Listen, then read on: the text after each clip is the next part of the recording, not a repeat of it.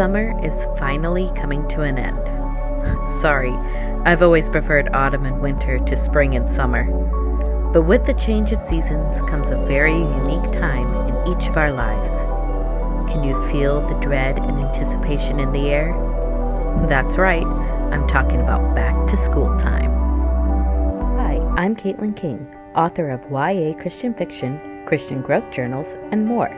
Come with me and I'll tell you all about how I'm living my author dreams, and you can too.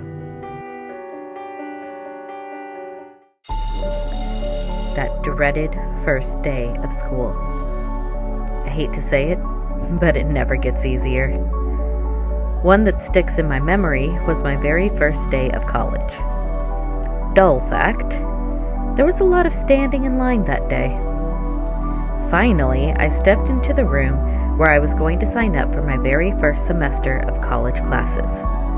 I had been given a list ahead of time. I even had the option to sign up online, but I wasn't sure which classes I should sign up for. In high school, you're given classes you have to take each year with only a few elective opportunities. College is different. You can basically do your required classes whenever, so I really wasn't sure which classes I should and shouldn't take that first semester.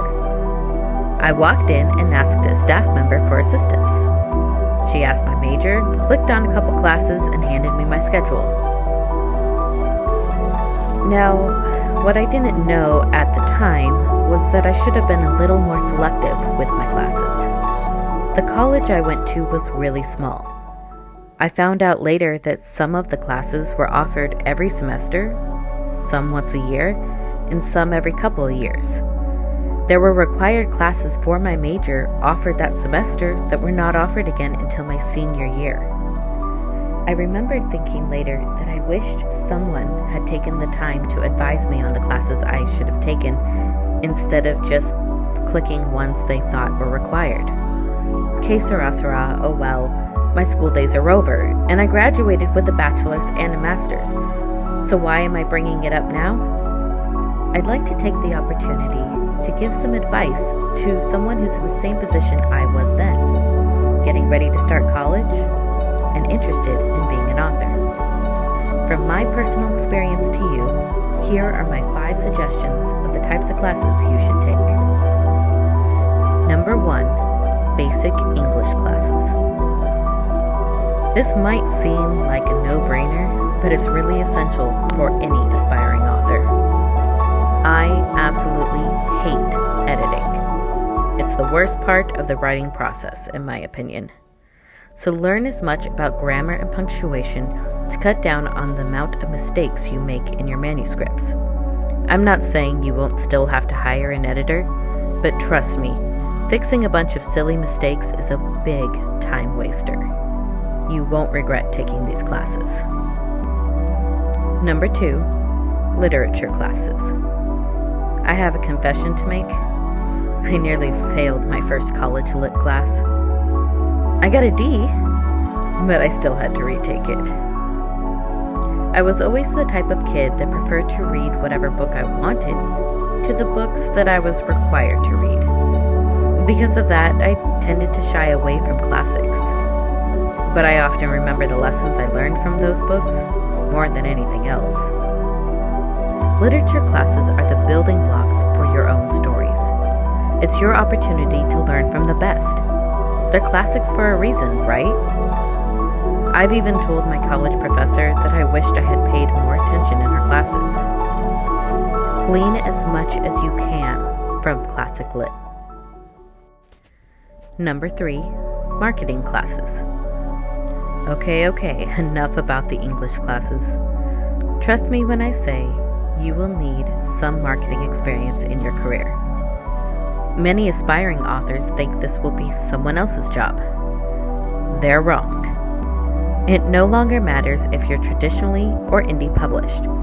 Authors are expected to have an author platform. You need to market yourself. The more tools you have in this area, the better.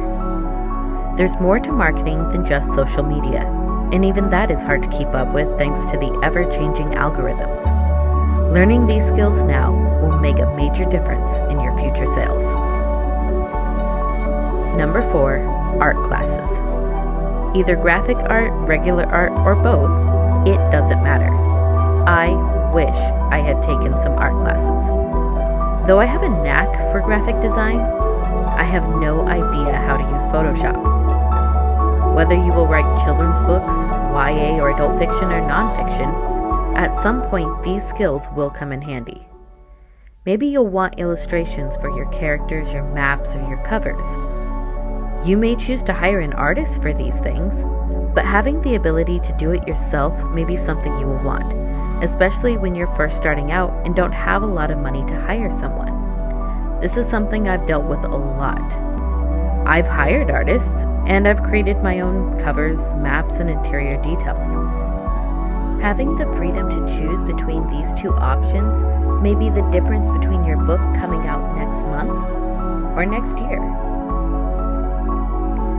Before I continue to number 5, you may be wondering what you should do if your school does not offer a class you need or want to take. I ran into this issue when I decided to get my master's degree in writing. The nice thing about the day and age we live in is that there are so many resources available to us. I was able to take courses from the Institute of Children's Literature as correspondence courses to fulfill my needed credits. But there are a ton of other options out there as well. YouTube is a great free resource, and many authors now offer courses and classes based on what they've learned in the industry. Even I have a writing class on my Patreon. Click the link in the bio if you're interested in checking it out. Number 5, any subject that interests you. Your writing is inspired by the things that interest you. If there's a certain time period you like, the Wild West, Victorian era, medieval times, World War II, then chances are you will want to write a story set in that time period. Why not learn as much as you can now so you don't have to do a ton of research later? This can apply to anything. It doesn't matter if it's required for your major or not. I loved taking music classes when I was in college, and my Nutcracker story was heavily influenced by music. If a class seems fun to you, take it. School, and the rest of your life for that matter, doesn't have to be boring. I hope these tips will help you as you sign up for classes this year.